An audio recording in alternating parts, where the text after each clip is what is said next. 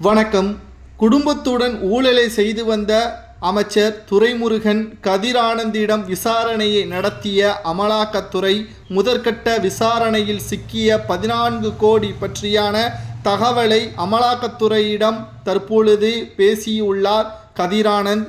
என்ன வழக்கு, எத்தனை ஆண்டுகள் சிறை என்பதை இந்த வீடியோவில் முழுமையாக நாம் பார்க்க போகிறோம். வீடியோவை மட்டும் ஸ்கிப் பண்ணாமல் முழுமையாக பாருங்கள்.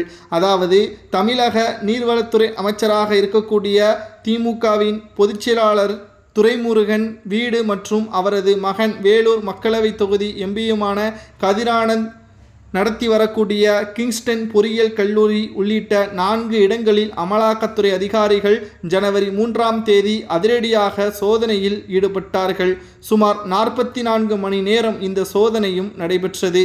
கதிரானந்தின் அறக்கட்டளையின் கீழ் செயல்படும் கிங்ஸ்டன் பொறியியல் கல்லூரியில் நடைபெற்ற சோதனையில் ஏராளமான ரொக்க பணத்தையும் அமலாக்கத்துறை அதிகாரிகள் கைப்பற்றினார்கள். பாரத ஸ்டேட் வங்கி அதிகாரிகள் பணம் என்னும் இயந்திரத்துடன் வந்து பணத்தை எண்ணி வேனில் கொண்டு சென்று வங்கி கிளைக்கு கொண்டு சென்று அமலாக்கத்துறையின் கணக்கில் வரவும் வைத்தார்கள். வேலூர் மற்றும் திமுக பிரமுகர் துரைமுருகனுக்கு நெருக்கமாக இருக்கக்கூடிய பூஞ்சோலை சீனிவாசன் என்பவருக்கு சொந்தமான இடங்களிலும் சோதனைகள் நடைபெற்றது. இந்த சோதனை துரைமுருகனின் பினாமியாகத்தான் பூஞ்சோலை சீனிவாசன் இருப்பதை தெரியப்படுத்தும் விதமாகவும் இந்த சோதனையின் மூலம் கிட்டத்தட்ட 13 கோடி ரூபாய் கைப்பற்றப்பட்டதாகவும் ரொக்கமாக கைப்பற்றப்பட்டதாகவும் அமலாக்கத்துறை அதிகாரிகள் இணையதளத்தில் பதிவு ஒன்றை செய்துள்ளனர். அது மட்டுமல்ல, சொத்து ஆவணங்கள் மற்றும் பென்டிரைவ், ஹார்ட் டிஸ்க் உள்ளிட்ட டிஜிட்டல் ஆவணங்களும் பறிமுதல் செய்யப்பட்டன. கிங்ஸ்டன் கல்லூரியில் கைப்பற்றப்பட்ட பணம் குறித்து விளக்கம் அளிக்க சென்னை நுங்கம்பாக்கத்தில் உள்ள அமலாக்கத்துறை அலுவலகத்தில் இன்று விசாரணைக்கு ஆஜராகும்படி கதிரானந்திற்கு சம்மனும் அனுப்பப்பட்டது.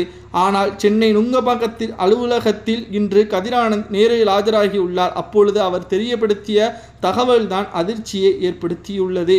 அதாவது, எனக்கு எந்த ஒரு ஞாபகமும் இல்லை என்றும், அதாவது நான் துபாயில் சுற்றுலாவிற்கு செல்லும் பொழுது எனக்கு தலையில் அடிபட்டு விட்டதாகவும், அது மட்டுமல்ல பொறியியல் கல்லூரி போன்ற அனைத்துமே எனது தந்தை தான் கவனித்து வந்தார் என்றும் தெரிவித்திருக்கிறார். தற்பொழுது இந்த வழக்கில் முதற்கட்டமாக 14 கோடி ரூபாய் ஆவணம் இல்லாமல் அமலாக்கத்துறை வங்கி கணக்கில் பதிவு செய்யப்பட்டிருக்கக்கூடிய காரணத்தினால் திராவிட முன்னேற்ற கழகத்திற்கு இது மிகப்பெரிய ஒரு சிக்கலாக பார்க்கப்படுகிறது.